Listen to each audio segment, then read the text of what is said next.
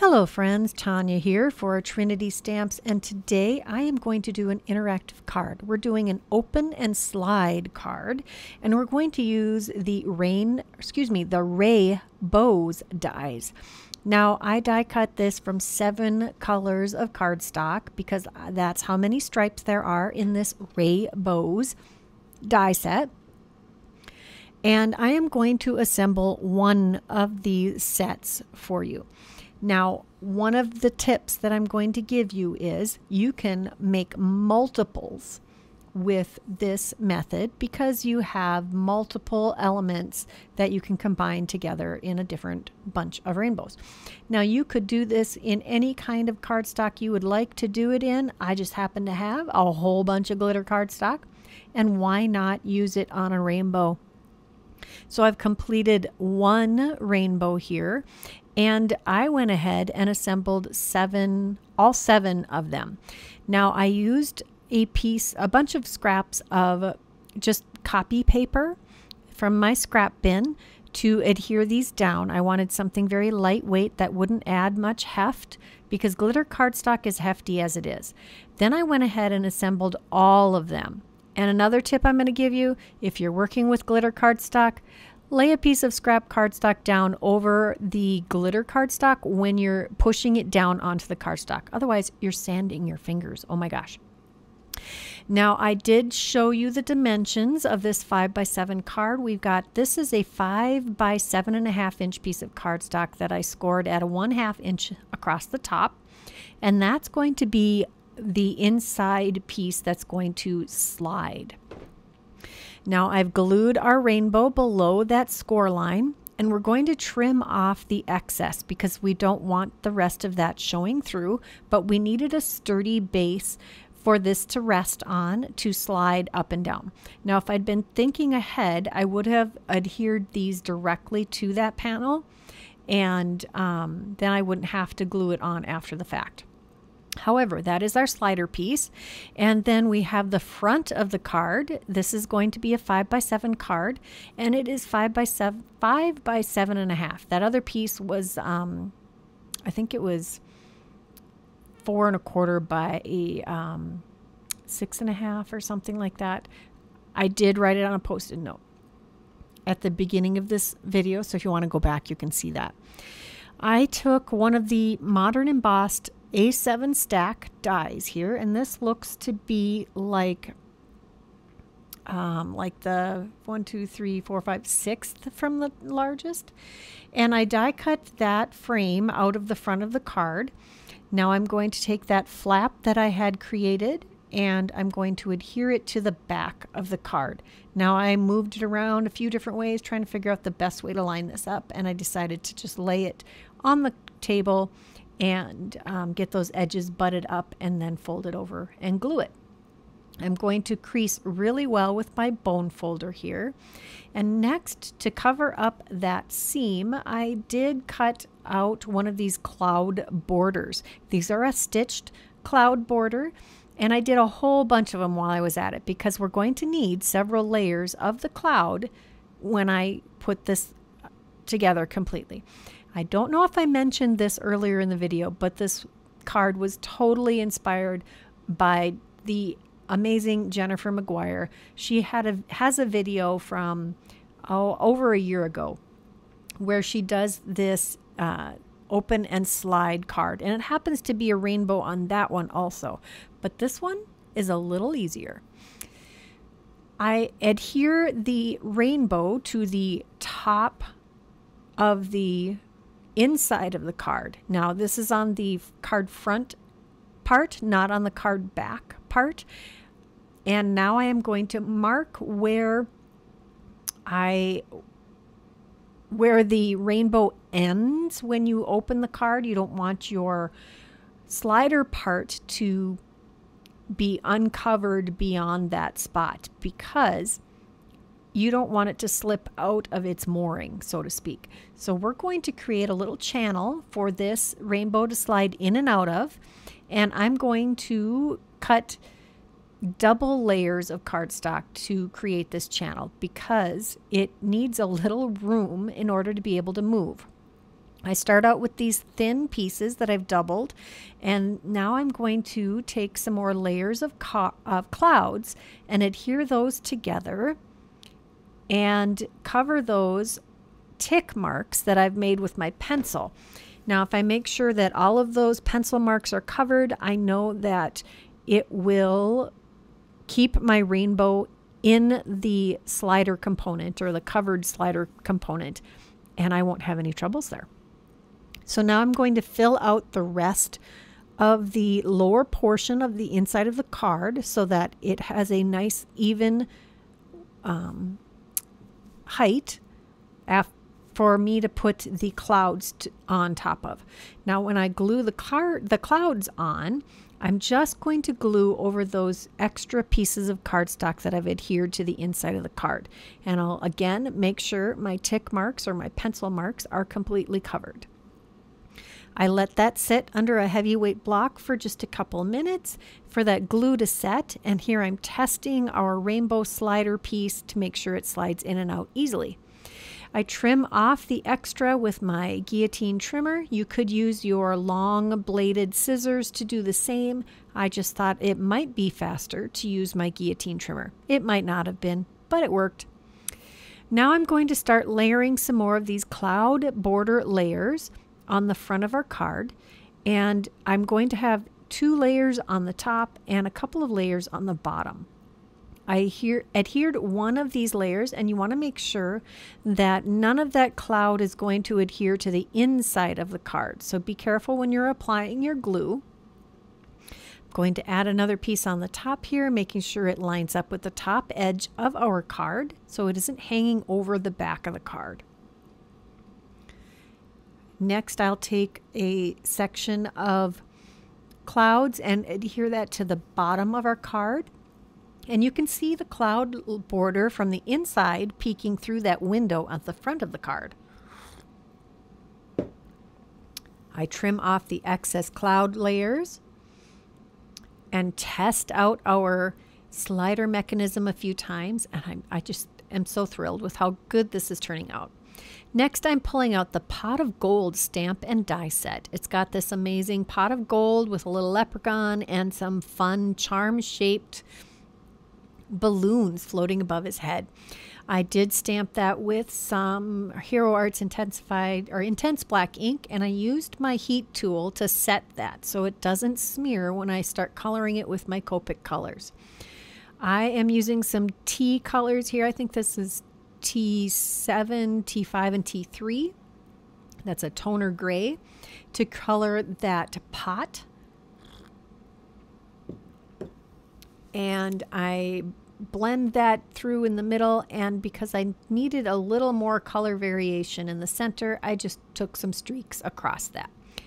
I decided to make him a redhead, and what I generally do for a red hair tone is take a creamy brown, golden yellow, and a reddish orange to create the beard color. I could have gone with this beard color, but that is very ginger.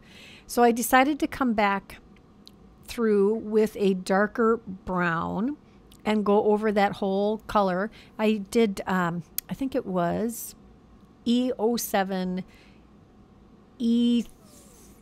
E35 for the brown, and YR24, I think, for the yellow. Again, don't get hung up on which exact colors I use. I want you to go to your alcohol markers, whatever brand they are, and just start pulling colors out. Playing with them is how you're going to learn your best color combos. I'm going to stick with the same toner grays for the other gray and black parts of this image. And I'm sticking with the yellow tones, same yellow tones for the card, and all of the green tones. I'm going to color in our shamrock balloon and our our clover balloon and our 4-leaf clover or shamrock on his hat with the same greens.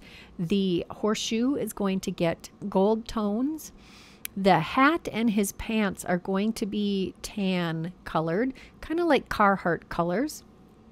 I didn't want those to be green. I wanted this little worker dude to not necessarily look like a leprechaun. And I didn't want too much green.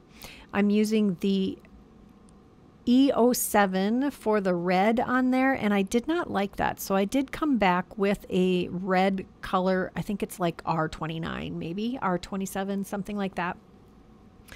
And now I'm going to stamp the image again over the top of our previously colored image just to sharpen up and darken the outline. I think that really makes a difference in your finished product.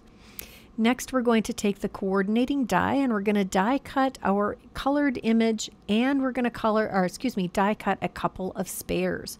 Now I want to cover up the back of this image for sure, because it's going to be able to be seen on the inside of our card. I also want some extra stability behind this cardstock, so I do a double layer that goes on top of the card, and then we'll use that third layer to sandwich it on the other side of the card. Now I'm being careful of where I place my glue. I only need it on a little bit of the rainbow, the horseshoe, and the right side, and a little bit of the bottom. Now, just to make sure I don't glue that to the inside of the card, I put a piece of scrap cardstock inside the card while I adhered this down. Now I got my dirty fingers on my cloud, so I try to erase that with a pencil eraser. That helps, but then I come back with my sanding block and I sand away that imperfection. So if you are a messy stamper like me, those are a couple tips for getting rid of the oopsies when you are crafting, because who wants to start over? And sometimes embellishments aren't really going to hide your oopsie. We've got our little leprechaun all, oh, there I come with the sanding block. We've got him all layered onto the front of the card. Now we just need to do a sentiment. This is the Simply Sentimental Lucky Stamp and Die Set. And it has a lot of great sentiments in it, as all of the Simply Sentimental line do. If you are looking for some great sentiments, stamp sets and die sets, these are winners. I'm telling you, check out that Simply Sentimental line. I die cut the shadow layer for Lucky, this particular font of Lucky, in black, and I layered it with 2 layers to make it nice and sturdy. It is again going to be going over that window, so we need it to have a little stability.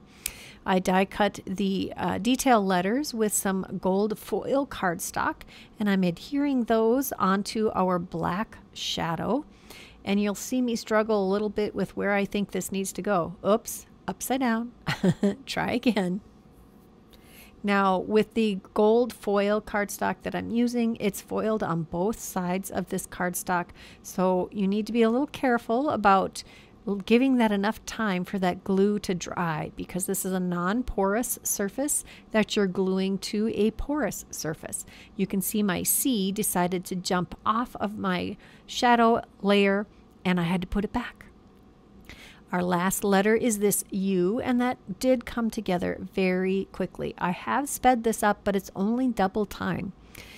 Next, we're going to take our sub-sentiments, and we're going to use the scraps from the black cardstock die cut layers, and I'm going to stamp those with some Shark White hybrid ink from Atelier Ink on 3. I have been seeing other people use white pigment ink or hybrid inks to do their white heat embossing, so that it shows white through even if your embossing isn't perfect. And actually you can see where you're stamping also. I did hit that cardstock with my anti-static powder tool, which is just a sock with some cornstarch. And I am sprinkling this with some white embossing powder, and I'm trying to get rid of any stray bits. This is the difficult part of embossing on black cardstock, especially if you're using white embossing powder. There are some stray bits, and that can cause not the crisp, clean look I'm looking for. So I heat set this, and then I do end up going back with a craft knife. This is an X-Acto knife, and just using the tip to scrape away any stray bits of embossing powder that were on my piece of cardstock. You do not have to be this particular. This is just my perfectionism kicking in, and sometimes we need to resist that, but I couldn't today. Next, I'm taking the Simply Sentimental U die set and using that banner to die cut our sub-sentiments. And now it's time to adhere these to the front of our card. Now I did a test fit with this, and I only need glue on the outer portions of the L and the Y. So I'll adhere those to the front of the card. It's going to adhere to that kettle, and and the frame. And for the I'm so part of the I'm so lucky, I just need it under the I'm part. Next, we're going to put our little message on the bottom of the rainbow. You can see I have the card completely open here. I did use some of the double-sided tape there in addition to the liquid glue. We need both here because glitter cardstock is a little bit tricky to adhere things to. So I wanted instant stick and I wanted good hold. And I was test fitting this, and the fishtails were catching. So I trimmed those off. You can see that you can pull your rainbow out of the bottom and then tuck it back in if you're very careful. Couple test runs on that, and you can see this turned out so fun. I am loving this design. I may have to do this again soon. I hope you enjoyed this video. I hope you will give this interactive card idea a try. Like this video, subscribe to this channel, check that description box below for all of the products that I used today, and here are a couple more videos I thought you might enjoy. Don't forget to leave me a comment. Bye-bye.